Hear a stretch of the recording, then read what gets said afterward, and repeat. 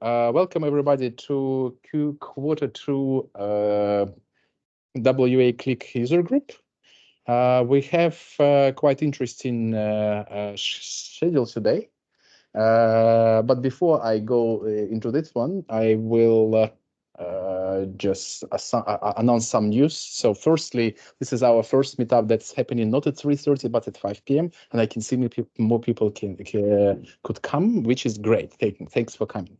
So, and also we moved this to the city. That probably also helped a little bit with attendance. Okay, let's talk about agenda. So in couple of minutes, June Favaro will will tell us what's new in Qlik and maybe show some new cool features. Then Boon, standing next to me, will show what GPT can do with information from Qlik. Then Craig Harper will share his new QMC Lite app. It's for those companies where people still need access to Qlik Management Console, but generally they don't have it. So, and then David Sankey will share his experience with, I would say his journey from Qlik View down to Qlik Sense and then to Qlik Cloud. So, yeah, I'm really interested to hear that. So, and after that, we will go through 18 knots. I believe it's 18 floor because it's 18 knots here. So, and we will have some drinks and food. How does it sound? Good. So in this case, June, it's all over to you.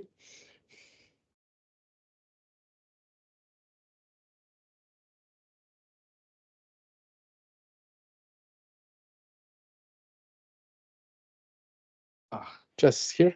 Yep. You get the, oh yeah, I'll share screen. You just share a screen. Yeah, and I will move these to here. Haven't shown anything that's not supposed to be showing, hopefully. Oh, that's all right. No, am I showing the right thing? I think I am. Yeah, yeah. Cool. All right. So good evening, everyone. In this 50 minutes that I have, I will try my best to show things that I knew, mostly in May 2024. I'll start off with the cloud perspective, and then we'll come back to on the cloud managed side. So I've got an app that shows some of these features, and hopefully we can go through it fairly quickly, as I've got a fair bit to go through. Just moving next, bit of a description about what is in the May 2024. The background color hasn't been shown yet, a bit too early. All right, there you go. So a little bit about background color opacity, some table improvements. Again, we'll go through this as I move along the sheets.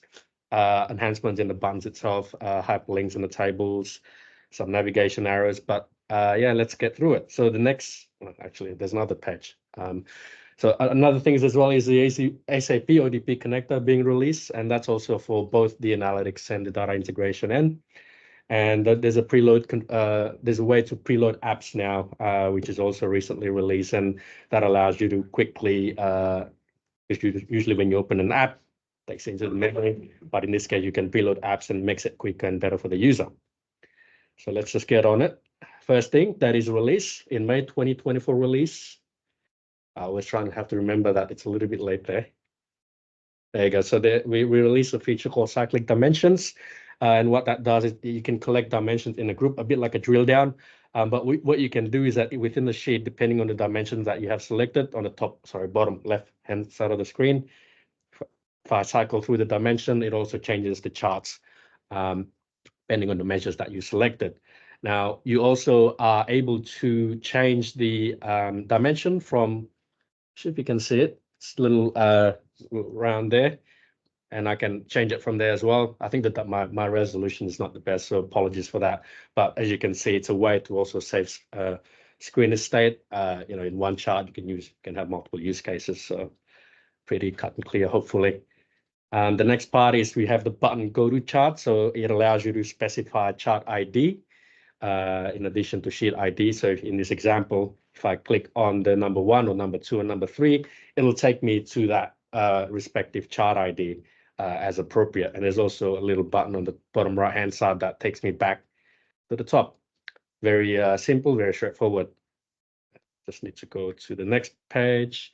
Color opacity. So it's a way to essentially, when you have stack charts together, you can make it more, I guess, looks a lot nicer in this case, which you can see as an example, where you have the card and as a background and the chart in front of it.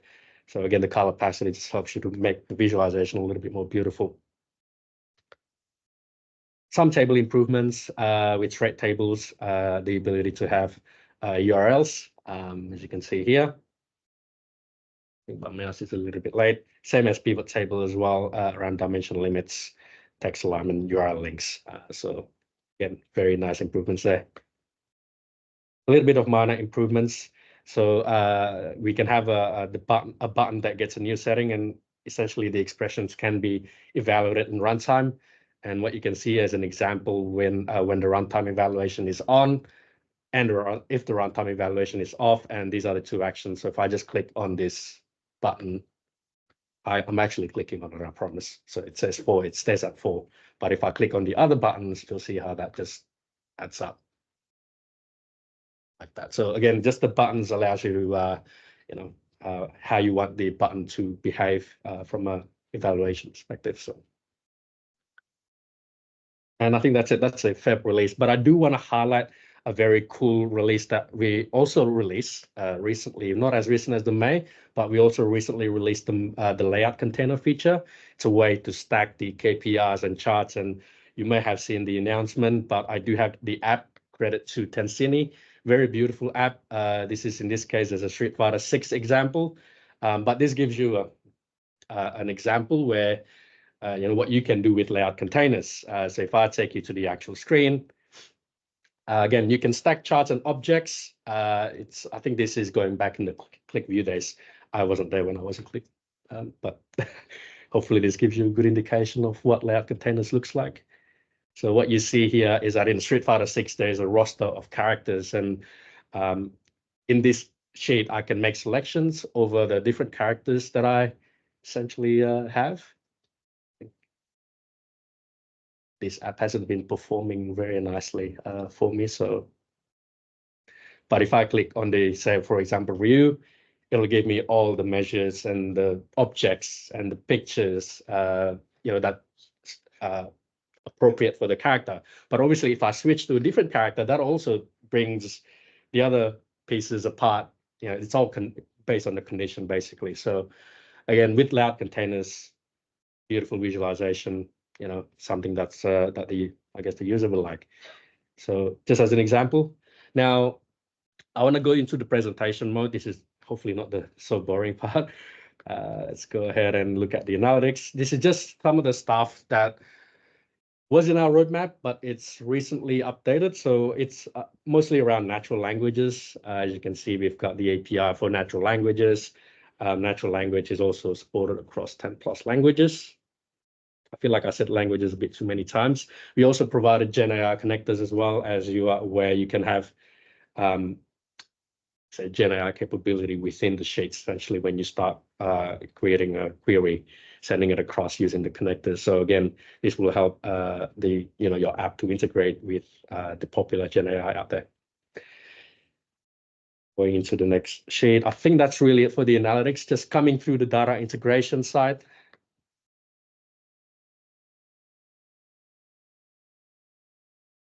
So on the data movement layer, we've released more connectors, ADP, Google. Again, this is just part of the connector factory that we have. And we continuously release new connectors that we can extract data from. SAP ODP as well. Again, as I mentioned earlier, we released that as part of analytics and data integration. For data transformation, I'd rather show you that, but this is the piece where we take the talent pipeline designer and then move into Qlik Cloud data integration.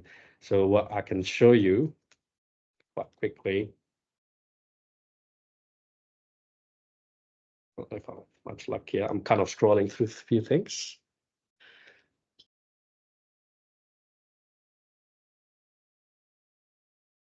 Let's wait for a bit. It's a bit of a lag. Just going to try and cycle.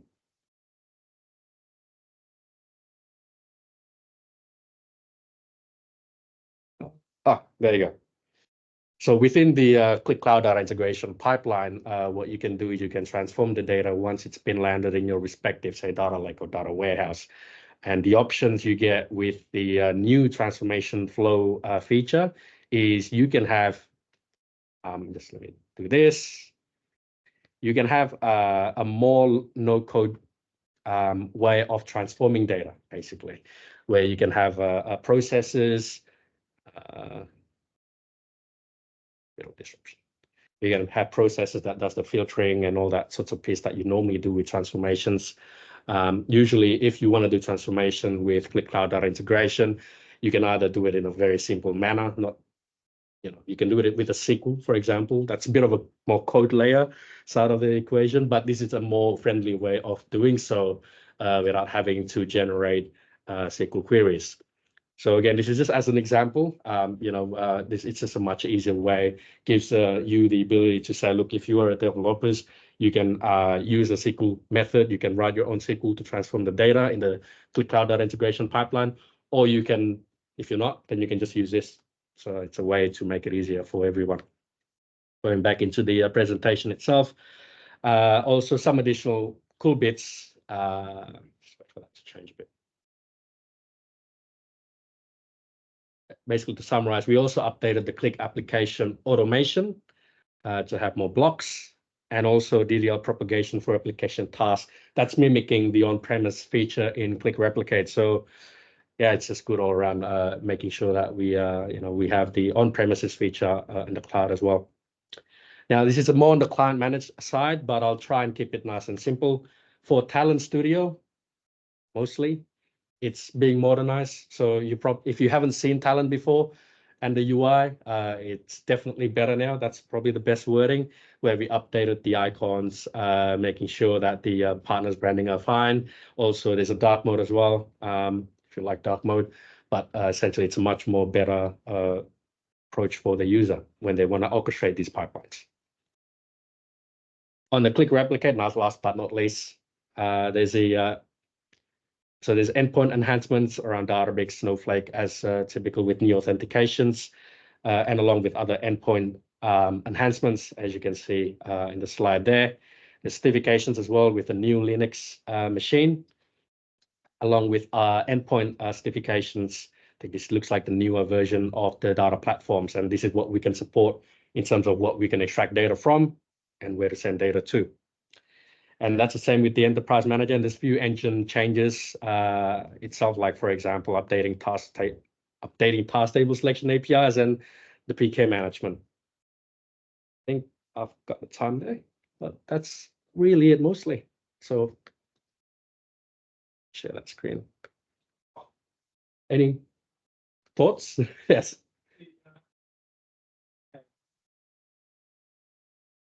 In the cloud. What about the enterprise version of everything? So that's a great question. What I've picked up is that the layout containers, as an example, it's also available in the client managed version now from May version. So that should include the enterprise. But if you have any questions, send us an email. We'll confirm that for you. I can't confirm that right now, so apologies. All good stuff. Thanks, guys.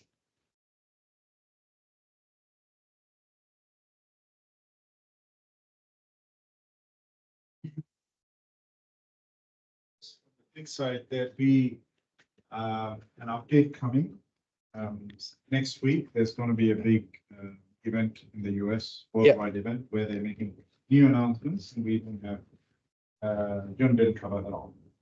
He will cover that off in the next section together. Yep, sounds good. Thank you, Satish. Yes, now it's over to Boon, who will show us how to retrieve information from Qlik with GPT. Sounds exciting. Thank you. Hello, my name is Boon. If you have any technical questions, you come to me as well. Go to Regan and Stan, who's sitting right at the back of it. I might have to leave early today because I've got a flight to catch and prepare for. So how do we retrieve information from Qlik using GPT? We'll start from the very basic first, just using Qlik itself, using the Insight Advanced, and then slowly self-service our way to large language model. Ready? So what we have here is... Excuse me, but yeah. not too slowly. Oh, we got 15. Oh, 20 minutes. I thought I got 15 only. 15 as Okay. well. Okay. Okay. Right. Okay.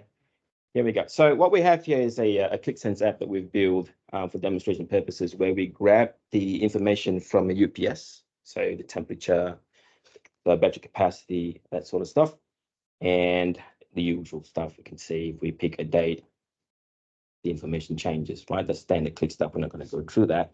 So what we're going to go through today is the Insight Advisor component of Qlik. Right? So we click on Insight Advisor. Now, the general rule of thumb with Insight Advisor is you need to set up the DIMMs, the master DIMMs and the master measures.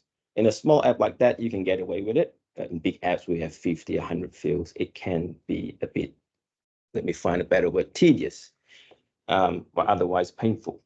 So that's number one rule here. So the other, what you can do then, you go, okay, max temperature. Oh, it's fast enough to not work.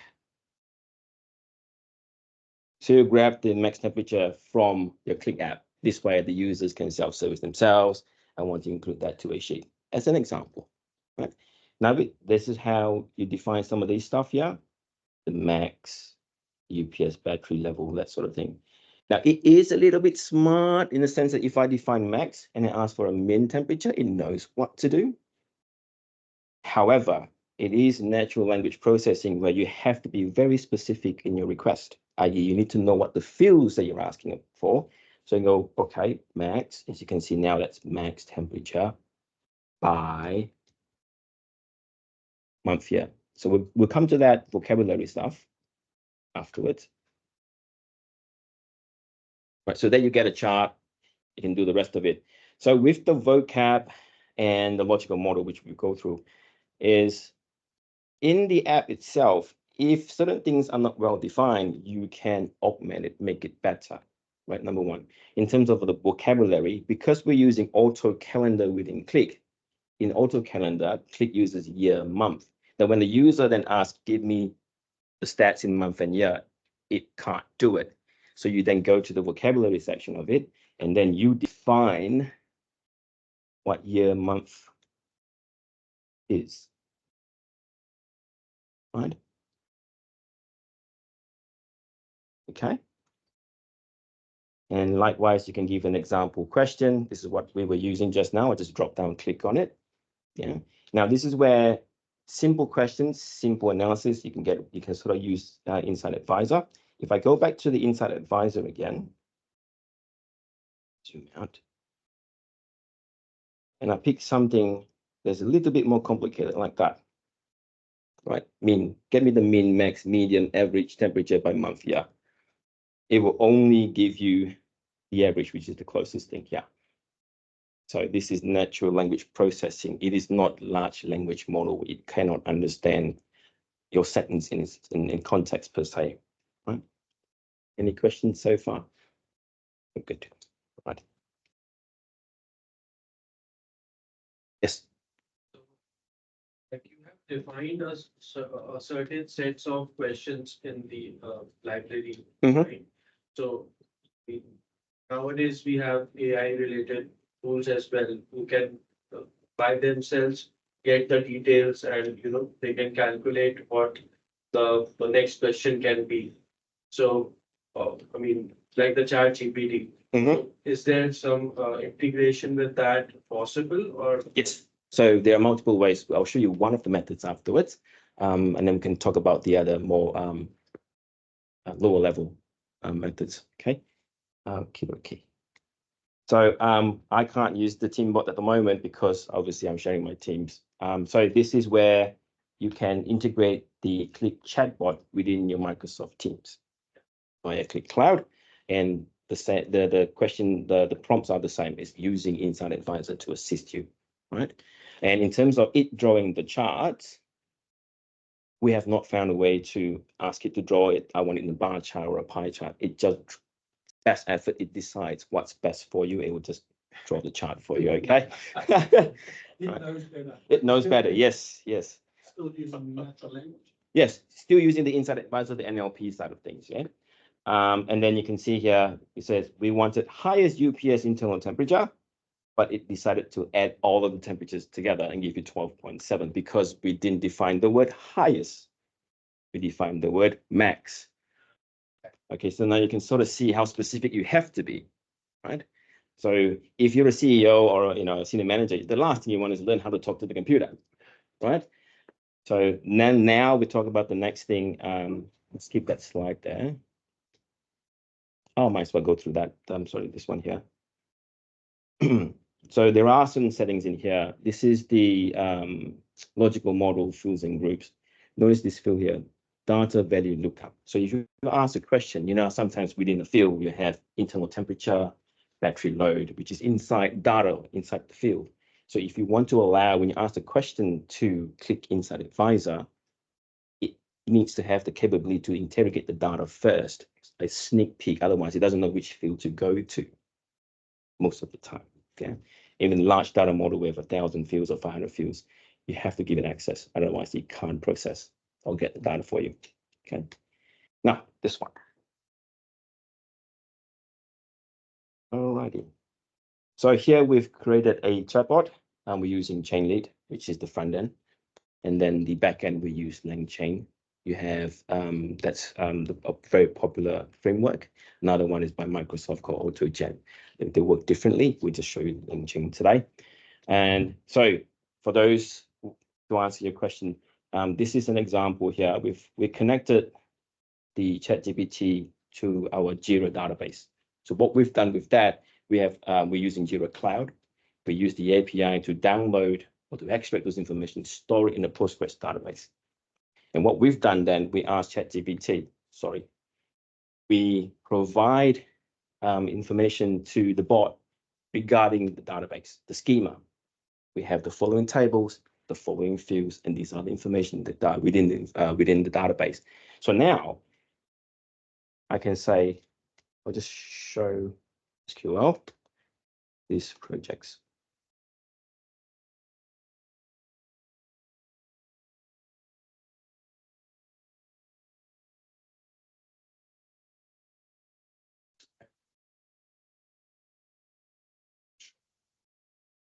Oh, this is just to show the room what the bot is doing. Otherwise, it will just return, assuming it shows the SQL, because we've done some changes to it for security purposes.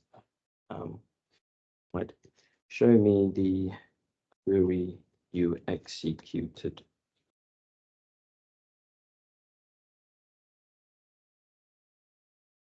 So because it understood the schema, it will just execute, right? And if I want to do count of issues by projects,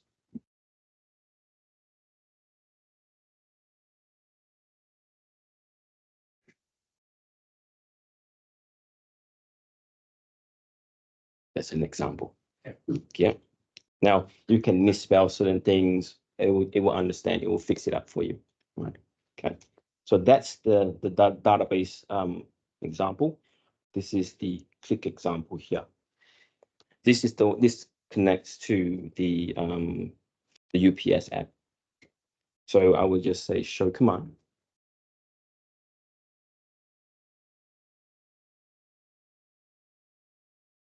I would say mean temperature. Yeah.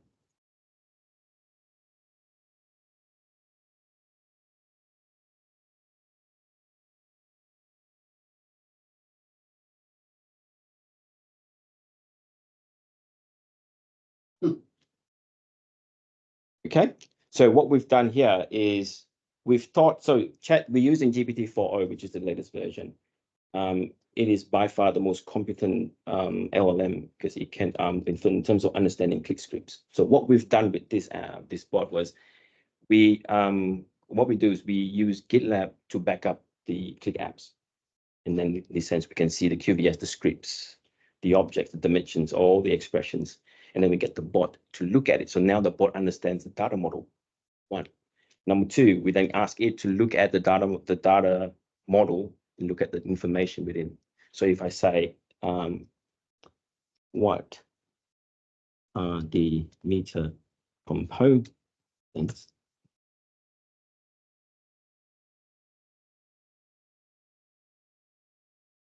You would notice this one here is through a retriever. It is not asking this information from Qlik Cloud. We gave it it already stored the information. So this is terminology called RAG, retrieval augmented. What's G stand for again? Generation.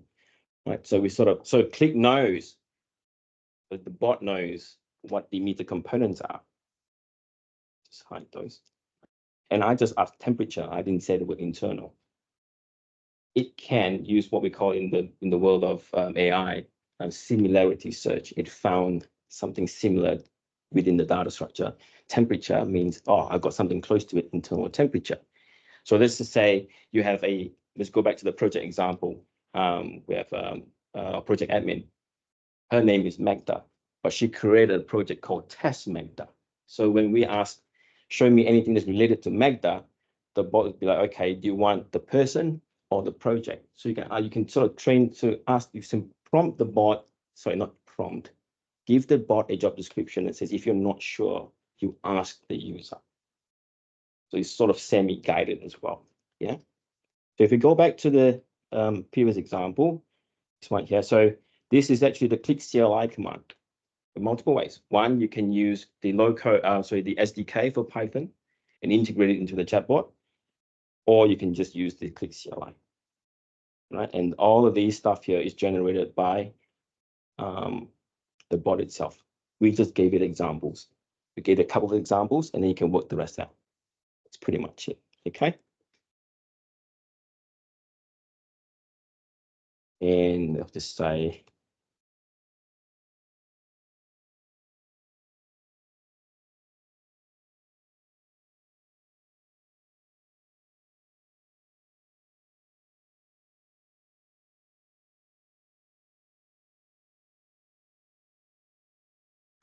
is it broken?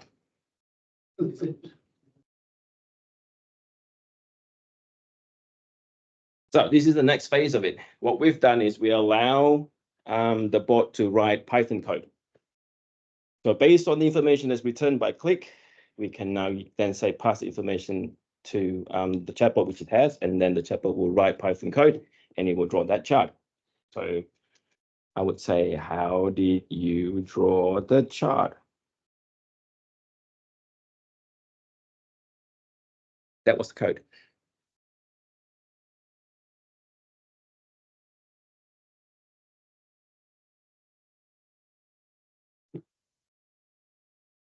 And you can do a lot of stuff with this. We think about enabling it to email this chart to me. And the next phase is we want to, instead of using Python to draw the chart, we want Qlik to draw the chart, bring the chart back. And because we're talking to Qlik by the API, you can also say, well, do you want to create this chart in your private sheet? You say yes, bada bing, bada boom, the chart turns up, appears in your Qlik Cloud, in your app. Right? And a lot of the times, the number one complaint with users is, I do not understand set analysis. No, you don't have to, because the bot does it for you. Yeah, it's pretty good. Yeah. But at least it saves you heaps of time. Yeah. And you can make complicated ones as well. Get me the min, max, average, median, temperature.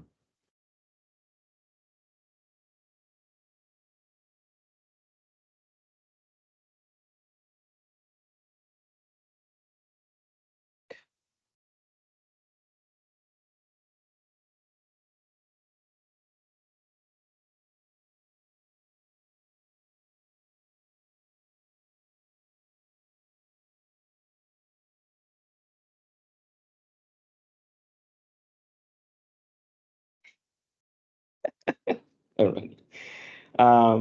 What's next for us? So obviously, I can show you how. Have you guys seen the ChatGPT 4.0 demonstration on YouTube? Or should we do a live one?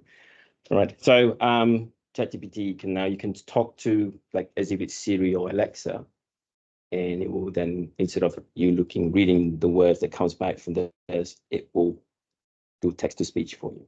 Right? You don't have to type a single word. You just ask it a question, it will answer. Right. So imagine, I'll show you afterwards anyway. And then we want to integrate our chatbot to Confluence and Xero. We use Confluence for our knowledge base. We use Xero for our payroll and leave requests. So now I can then say who's on leave today. I would know straight away, that rather than having to log on to Xero or whatever the system is and to find out who's here today, as an example. Confluence would be knowledge base. It can be SharePoint. If I have a service ticket or an issue, I can go, I have this problem. What's my password policy? In fact, I can show you that right now. Did I lose connection? Let me know if I run out of time. Okay, plenty.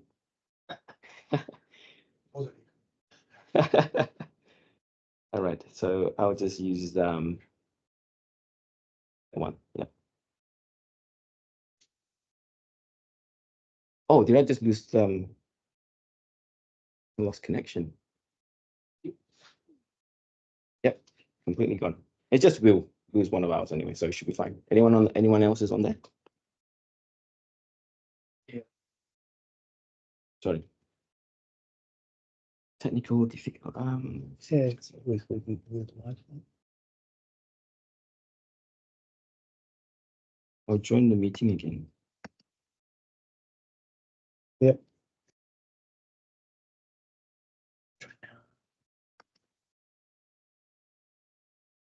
No people. So it's only you, me, and Craig. So that's why that's all good. Oh, okay. You can just, but it would be good if you share. I have no internet connection. Oh, I got kicked out on my own phone. Yes. Sorry. Looks like I ran out of the 3 minutes then.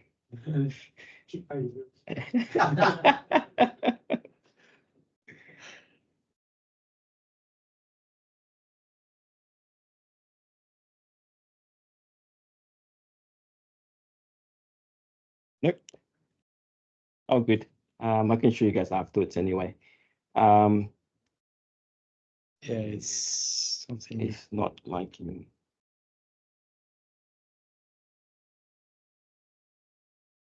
Oh, I'm back.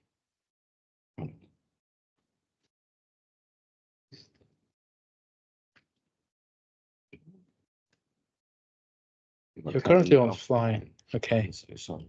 That's all right. I think we can switch to the next one. Yep. But Okay. yeah, you will show Okay. us up there. Yep. I'll Yeah, cool. Ready. Great. Craig, it's your turn. Let me switch on your presentation and start sharing my screen.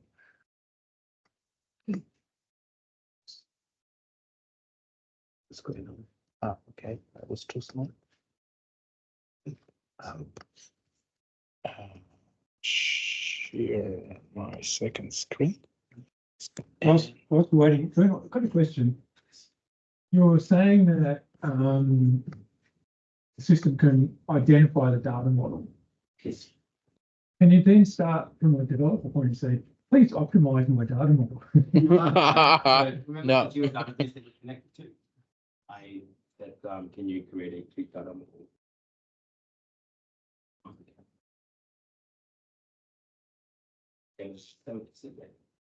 Okay. Sounds good. So over to you, Craig. Okay. Right. Thanks, Sergey. So my talk is on an app that I've written recently called QMC Lite. So hopefully everyone in the room knows that QMC stands for Qlik Management Console, and it's the vendor provided utility that's used to manage our Qlik environments. And pretty much you can do the vast majority of things that you need to do to keep Qlik up and running. The pros, very powerful and very useful. I use it pretty much every day. The cons, if you do have access, you can do a lot of damage. So you could go and say, delete all the data connectors. Yes, so if you if you know, have malicious intent and you've got the right access, then QMC is a powerful tool. For this reason, we've locked it down in our organisation to administrators only. And that therefore presents a little bit of a problem in the sense that it's really, really useful for our Qlik developers to have access to the contents. We just don't want them to be able to change anything. Now, I know that you can set up security rules and so on, but we don't want to have a boom, oops situation where someone has done something and they shouldn't have done. So the purpose of this app was to provide that content that you get in QMC, but obviously because it's an app, you haven't got all of the access to do the boom, oops stuff. For bonus points, and this is the real reason I built the app, was to learn how to use REST connectors. So I've seen REST connectors in the monitoring apps. I've seen other people write it into their apps, but I hadn't really built any of my own. And so I wanted to use this app as a way of learning how to use REST connectors. And a REST connector, for those in the room, it stands for Representational State Transfer, and it's really just a generic API module that you can use that Qlik has.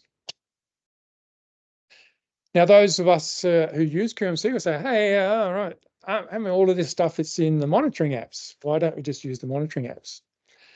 Yes, but the data is not really presented as it is presented in QMC, and it's spread across multiple different apps. Which one do I open? And sometimes it can take a little while for these apps to open. Plus, these monitoring apps contain a whole vast amount of data, which is not really of that much interest if I'm looking at, data connectors, apps, tasks, and so on. Plus, it's also locked down to administrators, so you can't go and use them anyway. So we do, the monitoring apps do show you how to use REST connectors. And a lot of the code that I've used, I simply pillaged the relevant code from the relevant monitoring apps and stole shamelessly, as is my wont. So if I want to go and use a REST connector, the easiest way to do that is look it up in your list of data connections, and out of the box, the monitoring app REST connectors will be installed because they come with Qlik. Using the insert connection string and the select data icons, you can then import the code that is used for those REST connectors. And it creates stuff that looks like this. And you'll go, well, that looks like a mess. It's not the easiest code in the world to understand. When you get your head around it, you do understand, oh, yes, it's just foreign keys referencing root keys and so on. So when you spend a little bit of time, you can figure it out. But when you first start out, you go, oh, that's a bit in your face and it's a bit hard to understand. So if you do want to see how a REST connector is working, then obviously go and have a look at the load scripts in the monitoring apps, or if you get a copy of this QMC Lite app, then you'll see how it's coded up. It does look a bit messy, but when you do spend a little bit of time, it actually does start to make sense, and you can actually start using REST connectors without too much difficulty.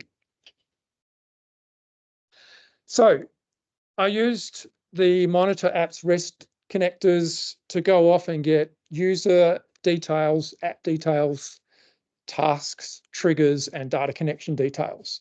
So these are all respective monitor app REST connectors that you can use out of the box.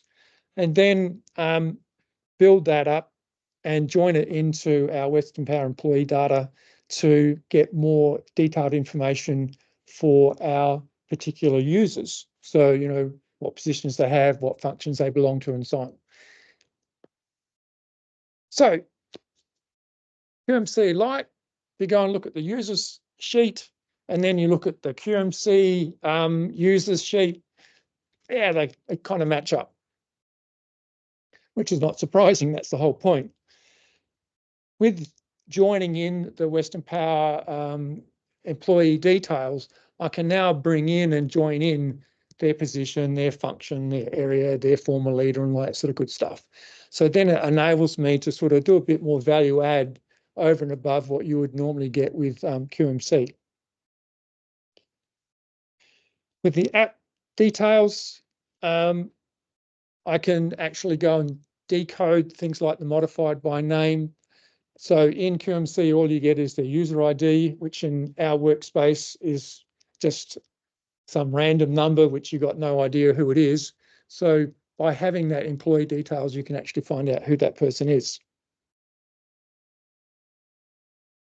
Data connectors, same thing, whole list of information that if you go and look at the data connectors in QMC, you'll see there's pretty much a one-for-one. Another value add was we have what we call service accounts. So these are data connectors that have a user ID password that doesn't ever expire, so that you can use these accounts in your production apps and you know that they've got the right access, they're not going to expire. So this is really, really important that our developers use these service accounts. The thing though is they need to know which service account to use to access which data.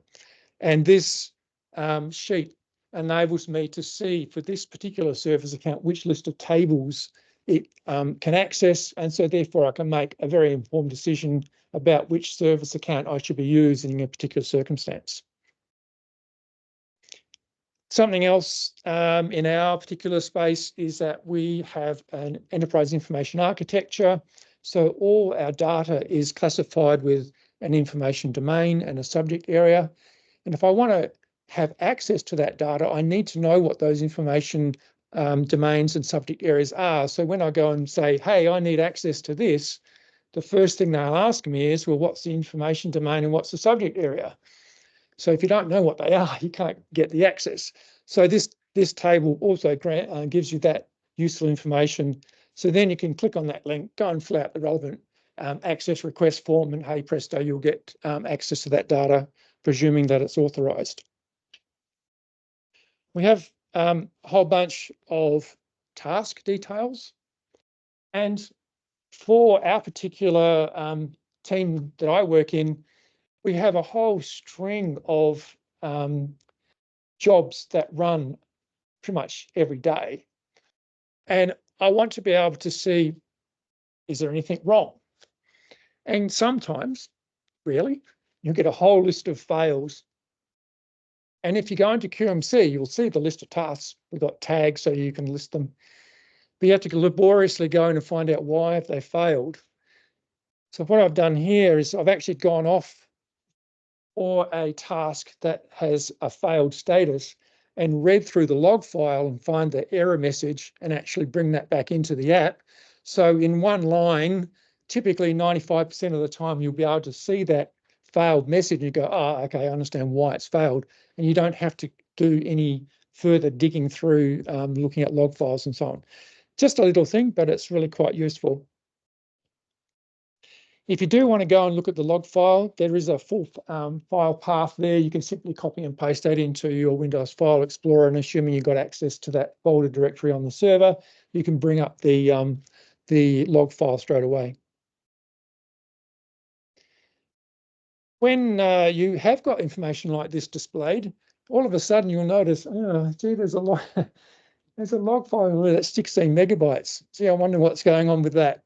So once you've actually got information in front of you, you can actually start to ask those sort of what if and, oh, that looks interesting, or what's going on there. I don't know. I haven't actually looked at the file, so I can't tell you. Something that people did ask me to put in, and that was the task trigger details and also the task hierarchy. So this task is to run after this task, which runs after this task, and so on. So it's something I've just put in recently. So that hierarchy path shows you all the tasks in sequence. which again is quite useful. It's also a bit scary that the depth of our hierarchy, I think, is 8 for some of our reload tasks. So interesting.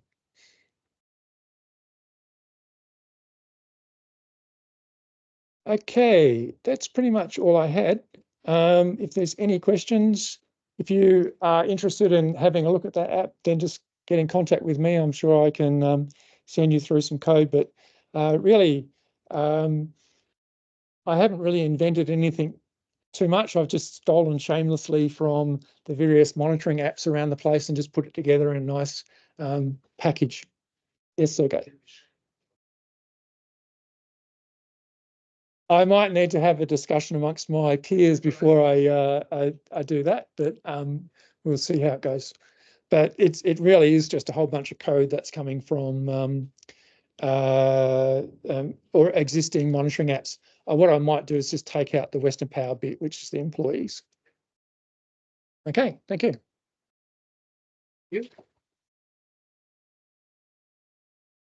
Thank you very much, Craig. It was very informative and applicable for very big organizations, huh? With big, but that's good. Thank you. Who's next? Next will be David Sankey with the presentation about his journey. Let me just fire it up. Why it shows like that? It's interesting. Just trying to open it. Yeah. When you do this. Oh, no, not that one. Sorry. I closed it.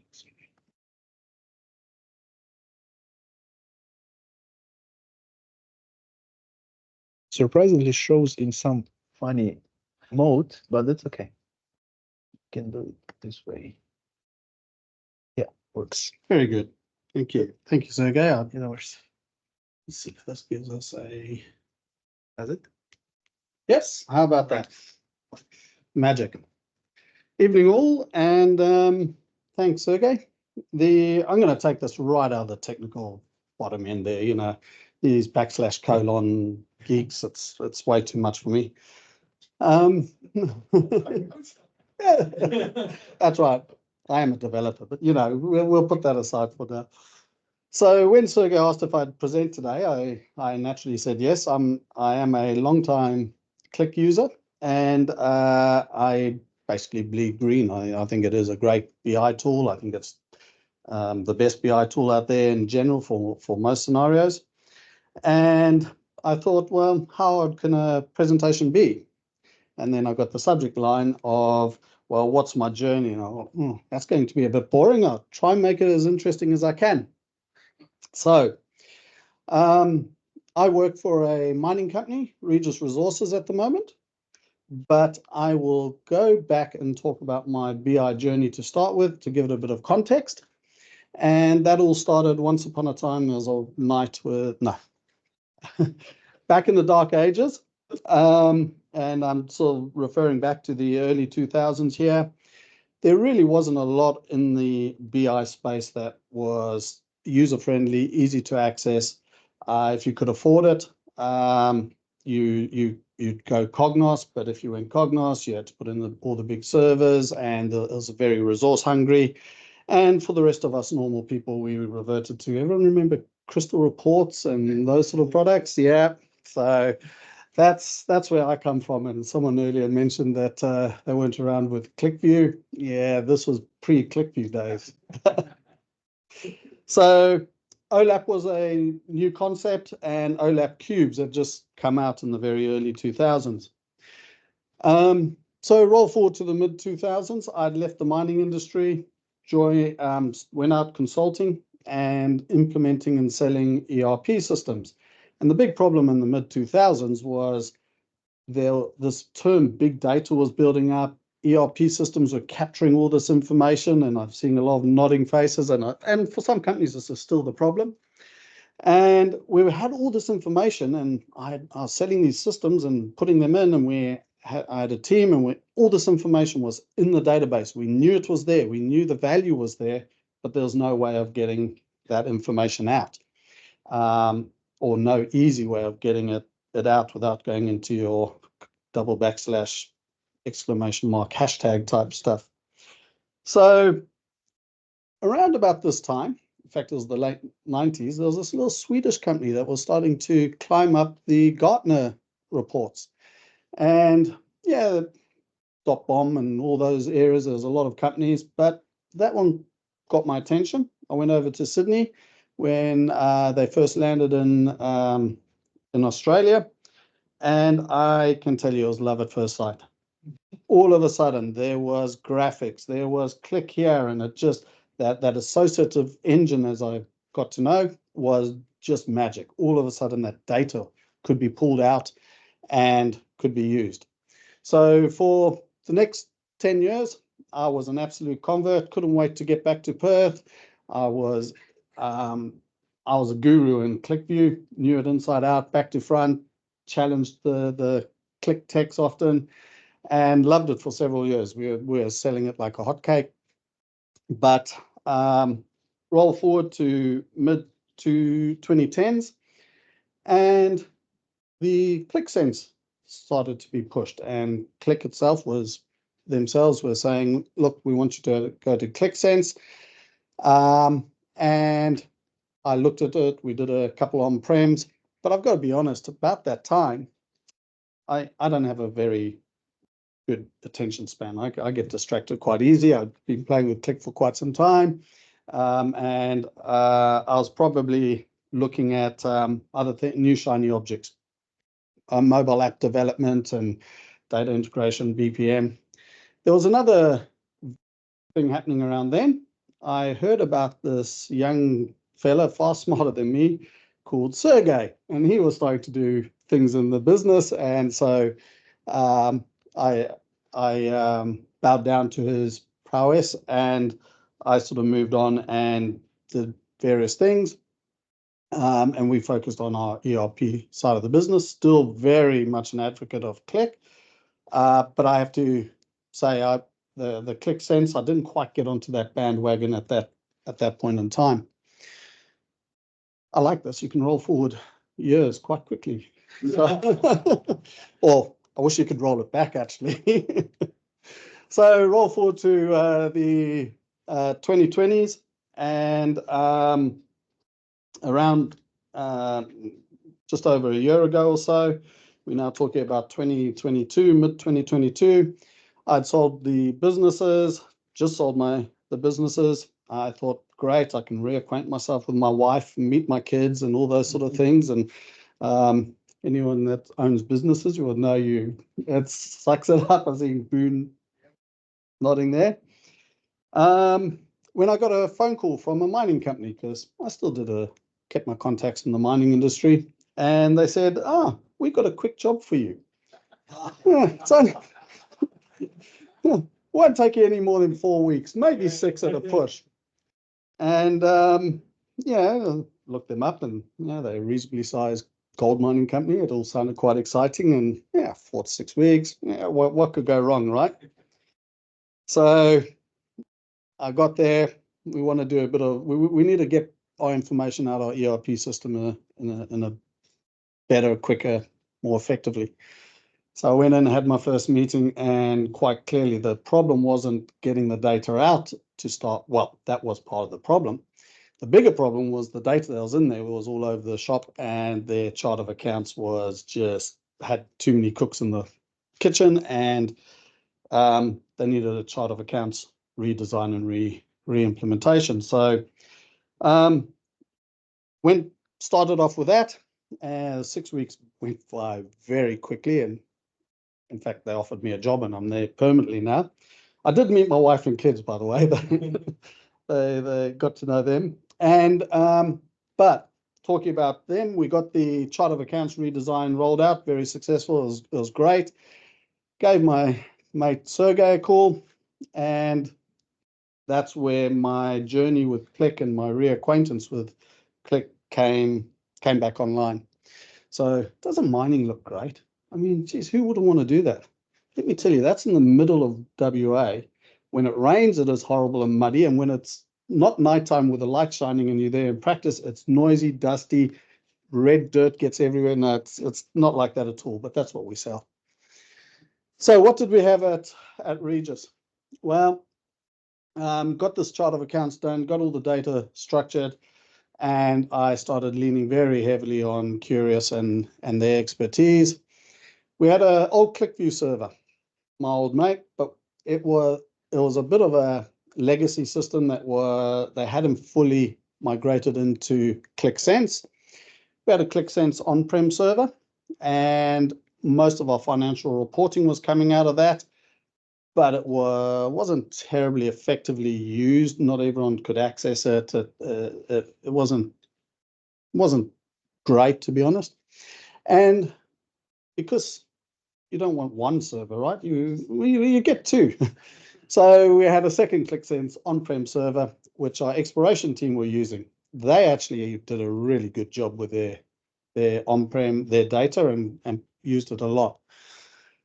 So putting in a new chart of accounts, bringing in this whole, sold the dream of, guys, we need to get the data out. We need to distribute it to users a lot more effectively. We need to give users what they need to be able to see.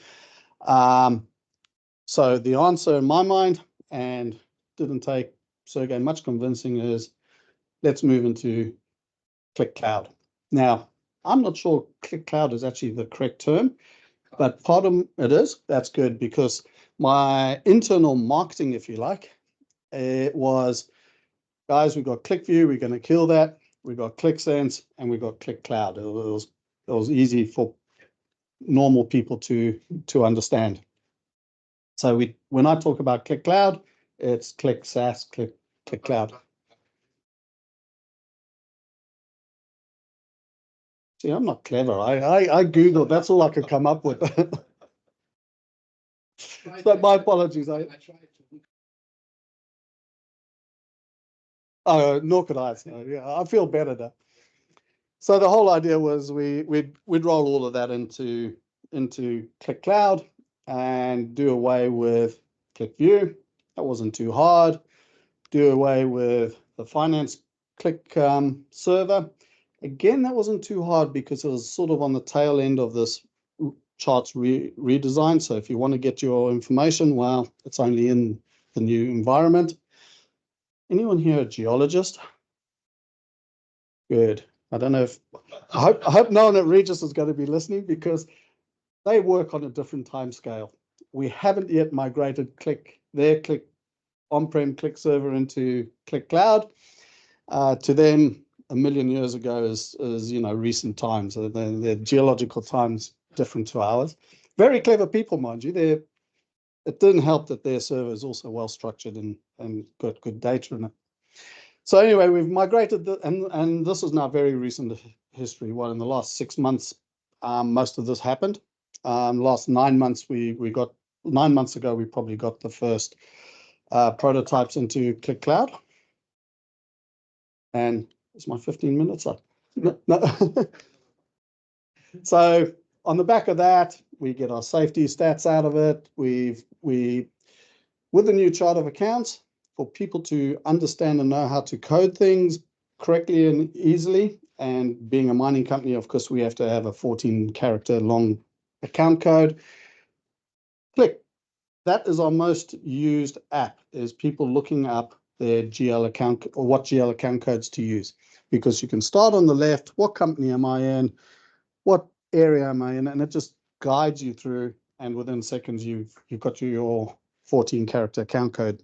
And it may cut the coding problems we had down to a minimum.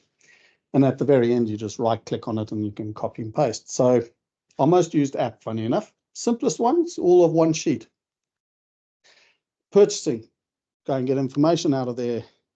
I am in IT, and so we have to have an IT help desk. Stats. Authorization, who's going to approve my requisition? How's it going to get approved? What's my limit? Who's it going to go to next? All of this information is in Qlik Cloud. And another health and safety one. Now, why do I dwell on that a little bit. It's because the crux of what I think we want to talk about is the differences between the different versions and the experience, and why would I go to QlikView or Qlik Cloud or SaaS or on-prem? Well, got to be careful here. I'm not sure who I'd upset. I don't like upsetting anyone, but you know your first car. You remember your first car with love, don't you? It's just your baby. Well, my first car was QlikView. Would I go back and use it now? Not a chance. But I've got these fond memories. It had that granularity. You had that control. It was, and I knew it inside out. I knew it wouldn't start on a cold morning. I knew that I'd have to pump the throttle twice and then press the brake once, and that grinding in the back left wheel. Don't ignore that. So that QlikView's that to me. No, I wouldn't ever use it now. I wouldn't. Having the benefits of the QlikSense, the ease of deploying it, the ease of just putting a link in our SharePoint site to say, go here if you want to get hold of, if you want to code, an account code. So yeah, I've got great fond memories of QlikView, some late nights and hangovers and various things with the team, but no, it belongs in the past, and it's a very important part of the journey. But no, it's not part of the picture. So it really comes down to QlikSense, and do you want QlikSense on-prem, QlikSense in the cloud?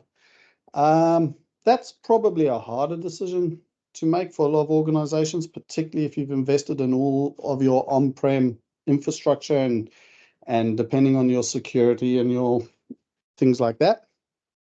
And I know there's a lot more to going cloud than just saying, hey, let's go cloud.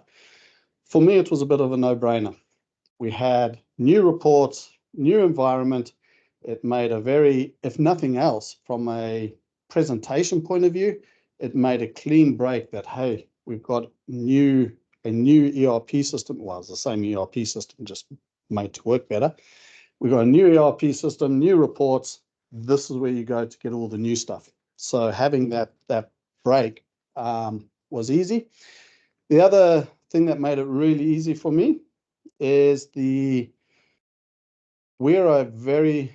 was all put within the IT team. I can see you watching your clock, and I don't want to get between everyone's drinks and a presentation. We're a very skinny IT team, as Sergey will attest. Trying to get hold of me is next to impossible, and it is just flat out. If I can offload servers and make that someone else's responsibility, I'm going to do it. It might cost a bit more, and my experience with moving to the cloud, I take all the credit. Sergey did all the work. Well, Sergey and Olga, I might add. Yes, Olga does a lot for us as well. Very grateful to the Curious team. They make me look good, so it's good. But all the security, the infrastructure, the onboarding, the loading, the resource requirements, it's just not my problem. I don't care. Make it work. It's someone else's problem. While we did that, they're talking about onboarding users. What the cloud actually makes very easy as well is integrating with your Azure Active Directory. So now onboarding employees, previously the way we had it set up, you had to, who are they, what role do they have? Let's go and assign all these permissions and get into QMC, and your app, Craig, would have been fantastic back then. But the way we've got it set up now, we've just set up a few Active Directory groups or groups in Azure Active Directory. It's just part of the onboarding process. I don't even know who gets allocated what, because it's now just systematically anyone in the organization can access a space that doesn't have a lot of confidential information in it. And then if you're a manager and based at this location, you're automatically put in that Azure Active Directory group for other reasons. We've just hooked it into Qlik Cloud, so it just works in the background. There are, of course, a few special users, the CEO, my boss, the CFO, and we give them a bit more attention. But for the most part, people come and go, and the access is all looked after, along with the security because of Qlik Cloud, putting it in the cloud. So, no, I made a whole lot of notes, but I don't think I read any of them. So, any questions? Does that all make sense? Oh, good question. And I'm going to answer it with a long way, because why give you a short answer? The number of apps, I'm not entirely sure, to answer your question. It must be actually active in production, 10, 15. But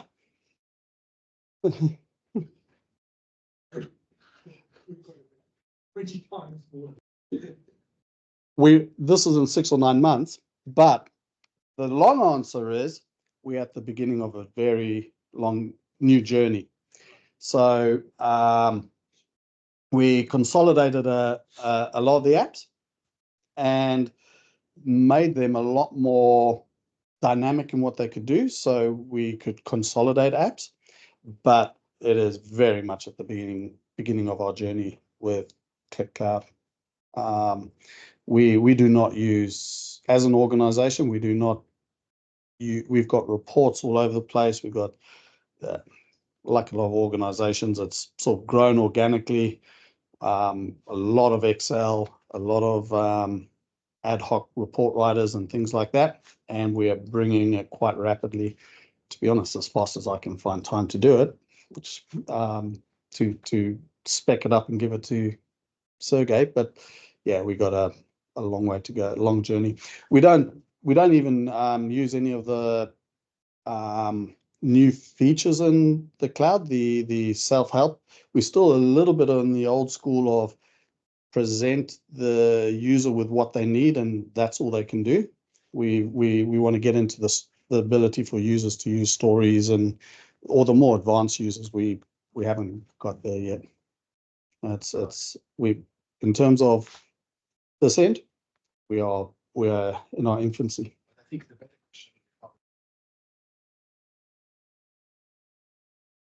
Something in the order of 430 plus, that's employees, and then we've got a similar number of contractors, but only half of them would be able to access the system.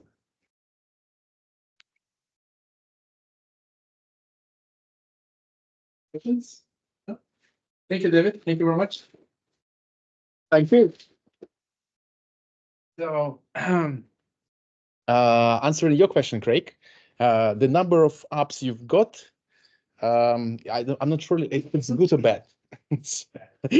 So, anyway, that's why the number of apps doesn't show really how good they are, how used they are, and so on. So, but yeah. Good. Let me quickly switch to my presentation, which is this one, and just a couple of final words, and we will go from there. So, if you have anything to present, like every time we have this slide, yeah? No one raised the hand yet. So please come up, raise the hand, and try to present something if you have. So it will be really appreciated, because like David, I kindly asked him to present, but generally we always have people from committee who presenting. So it would be good to have some real users, real experience working with Qlik or using Qlik, whatever. So you can do anything you want. It's you will have 15 to 30 minutes. Well, actually from 10, but that's okay. So today we've got 30th of May meeting. We still have 2 more meetings in this year on 29th of August. Oh, 38th of November. Interesting. I didn't notice that one, but that's okay. The thing is that last time no one noticed that I didn't change it. So, yeah. And this is our committee members. We still have one spot. You can join us if you would like, but yeah, we are quite comfortable now as well. So you can contact us at any time.